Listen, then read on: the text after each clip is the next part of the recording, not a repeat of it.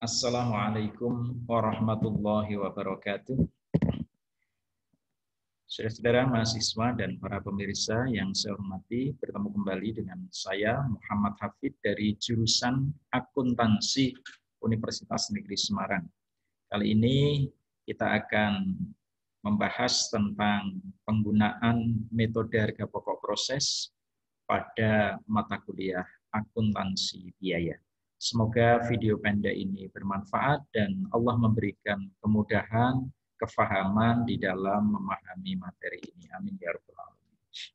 Baik, saudara-saudara semua, metode harga pokok proses. Ya.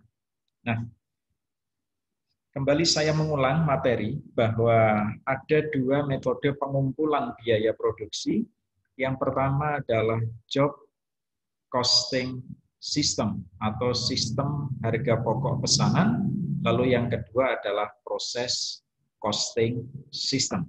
Nah, metode harga pokok proses sudah kita pelajari di pembelajaran sebelumnya. Bagi yang ingin melihat boleh dicari video saya dengan judul UNES Akuntansi Biaya Metode Harga Pokok Pesanan. Nah, hari ini costing system atau metode harga pokok proses. Saudara, perusahaan yang memproduksi barang atau jasa yang sama, ya, sebagai contoh misalnya pabrik mie instan, ya, pabrik sabun, ya, itu akan menggunakan metode harga pokok proses, bukan metode harga pokok pesanan seperti kemarin, baik untuk produk maupun jasa. Nah, ini harga pokok proses. Nah, di metode harga pokok proses ini, nah ini penjelasan ini saya lewati biar kita bisa singkat ya. Maka saya langsung sampaikan karakteristik perusahaan yang berproduksi secara proses sebagai lawan dari perusahaan yang berproduksi secara pesanan. Yang pertama, produknya seragam ya. Jadi contoh pabrik semen, ya semennya seperti itu. Mau tidak mau, suka tidak suka, kalau mau beli semen ya yang seperti itu ya. Warnanya ya seperti itu ya. Jadi ini.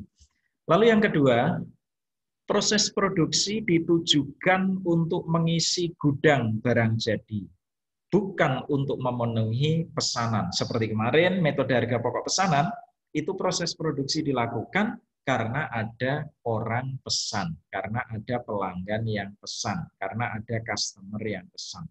Kalau ini tidak, ya, proses produksi digunakan untuk memenuhi atau mengisi gudang barang jadi. Pak, buat apa gudang dipenuhi, Pak? Kalau tidak ada yang beli.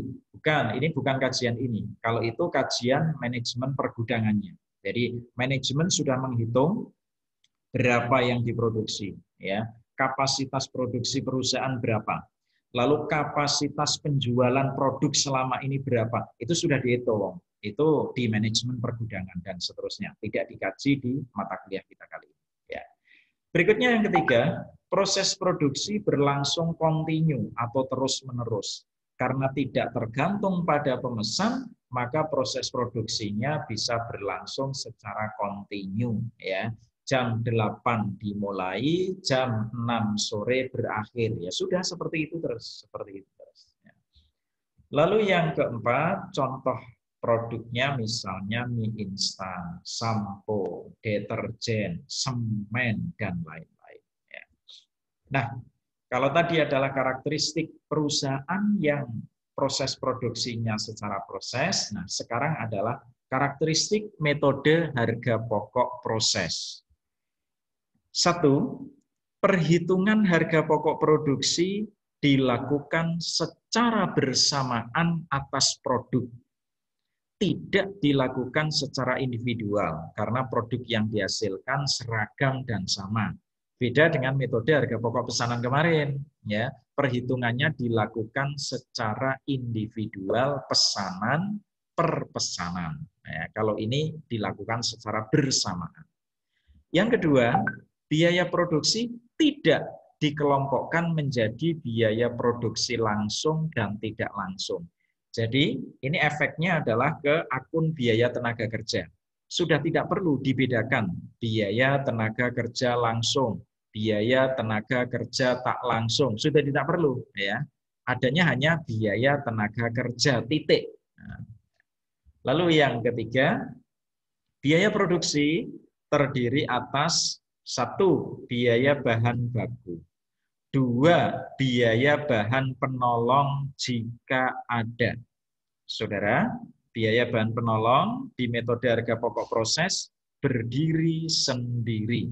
Kalau kemarin di harga pokok pesanan, karena bahan penolong itu termasuk bahan tidak langsung, maka kemarin masuk biaya overhead pabrik. Sekarang berdiri sendiri, biaya bahan penolong. Lalu berikutnya, yang ketiga, biaya tenaga kerja. Tidak dipisahkan langsung dan tak langsung, di TK, titik. Lalu yang keempat, biaya overhead pabrik. Jika biaya bahan penolong tidak ada, maka biaya produksi terdiri atas biaya bahan baku, biaya tenaga kerja, biaya overhead pabrik. Yang keempat, biaya produksi dihitung berdasarkan biaya yang sesungguhnya. Semua biaya produksi, baik bahan baku, tenaga kerja, overhead pabrik, itu dihitung berdasarkan biaya yang sesungguhnya. Apakah bisa, Pak? Bisa semuanya. Kenapa? Karena perhitungan biaya produksi ini dilakukan selalu pada saat akhir periode. Beda dengan harga pokok pesanan kemarin. Kalau harga pokok pesanan kemarin, perhitungan biaya produksi dilakukan pada saat sebuah pesanan selesai. Dihitung. Ya, karena ini akan diserahkan kepada pemesan, akan segera ditentukan harga jual.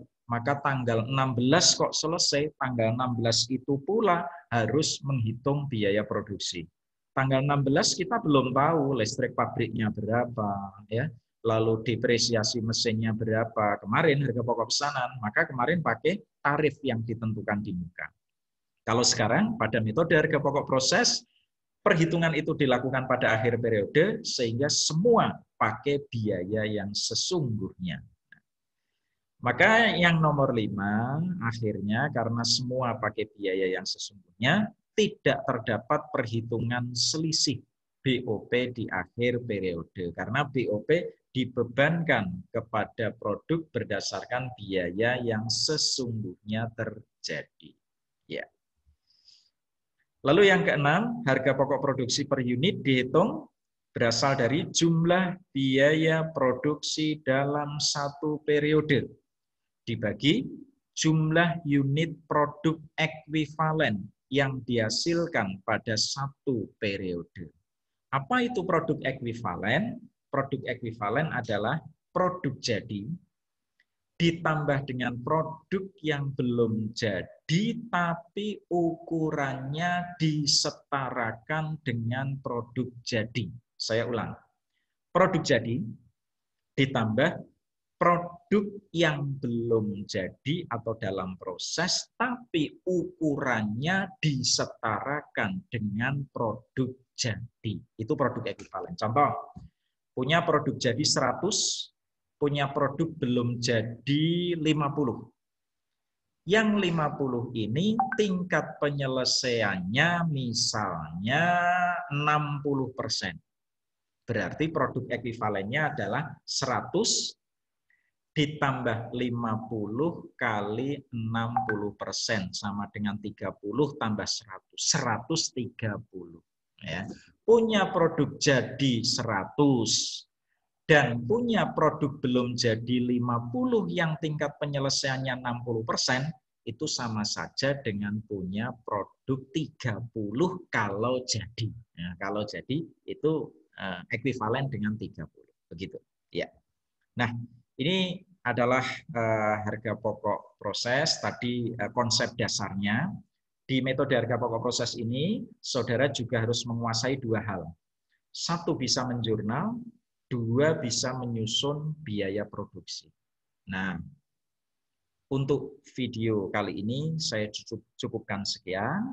Tentang bagaimana cara menjurnalnya, ikuti video kami berikutnya.